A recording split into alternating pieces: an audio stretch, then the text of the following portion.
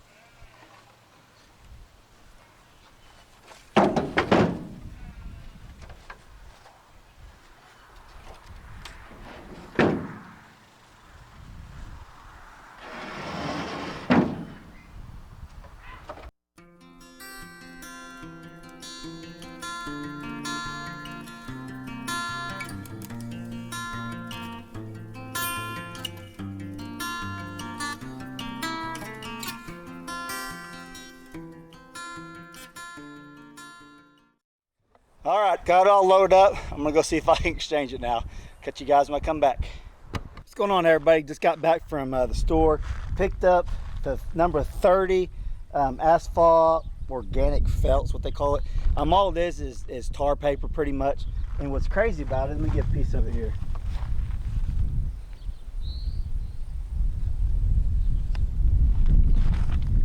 It's just tar paper. And what's crazy about this, I actually used to make this stuff for the company I used to work for.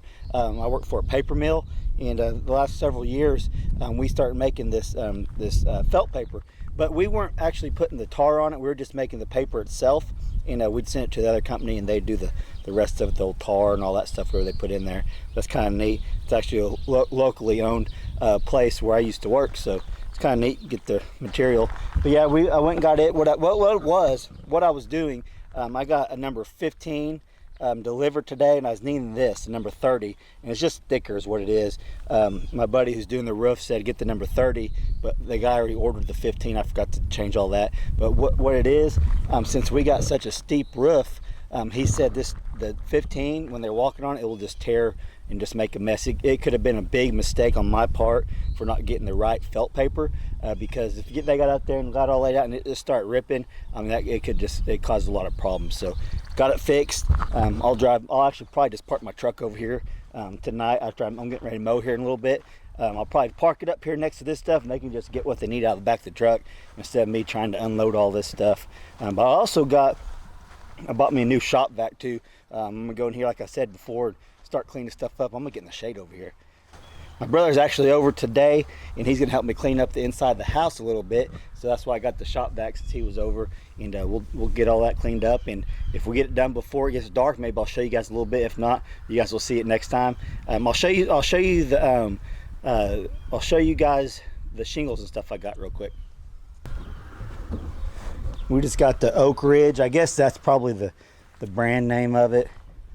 It's a 25 or 30 year shingle. You can see it's a mixture of like clay color, some gray, and some lighter colors. So I think Brandy's wanting to paint the the house a lighter color than this color right here, a little bit lighter color than the windows, I think. So she doesn't want it to match the windows and the trim. She wants that windows to stand out a little bit.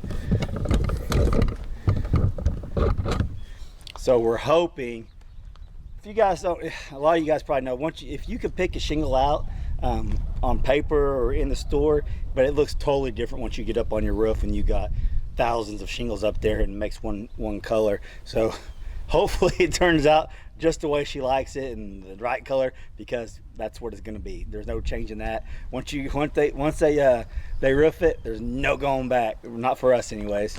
Yeah, I'm just kind of looking over things here. They got to do a little bit of trim work and stuff around here.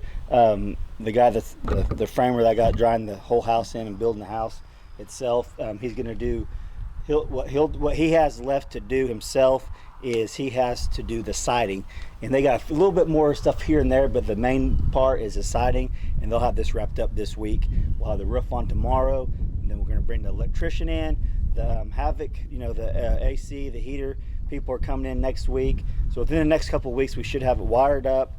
The AC, and I gotta get the insulation guy out here and all that stuff. So things are moving along. Hopefully we don't hit any stalemates, because that stuff happens. People get booked up and all that. But so far, we're starting to move along a lot quicker than we were before, and can't wait to get in. And I'll definitely bring you guys along with us. Tomorrow I'll be at work. If they get it finished when I get home, I don't know if they'll get this done in one day. Usually they can. They'll start real early. But if it gets too hot, a lot of times they'll quit halfway and they'll come back the next day and finish it. But if they get done with it, regardless, I'll show you. I'll try to give you guys an update the next day or two of the roof. You guys can check it out. I'll do a little drone footage for you. My drone's been acting a little weird. The quality of video is not as good, so maybe I need to do some updates or something. I'm not real savvy on those drones, but I definitely need to look and see what's going on with that, because the last video I posted was a little fuzzy on the drone footage. I wasn't really happy about that, but I needed to show you guys the aerial. So, all right, guys, yeah, that's oh yeah, there's the shingles. I think this is a drip edge. And I'm doing the I'm not doing it, but the roofers, we went with the ridge vent that goes all the way across the top of the house, all the way top across the ridge. Ventilation. They put little vents up underneath the eaves. So the way they explained to me is the air will come up and go suck out through the roof.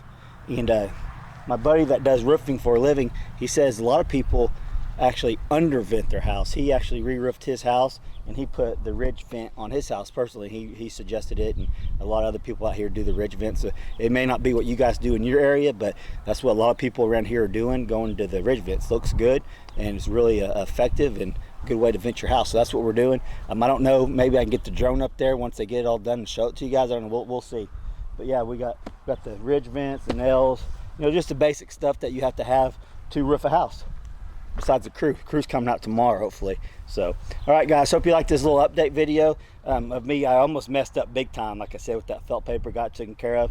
Everything's good to go. Hope you guys liked it. If you did, smash that like button for me if you would. If you're not subscribed, please consider subscribing right over there somewhere. There's a little yellow button you can hit. I really do appreciate all your guys' support, and I hope you guys catch the next videos coming out, and I'll catch you on the next one. Thanks for watching.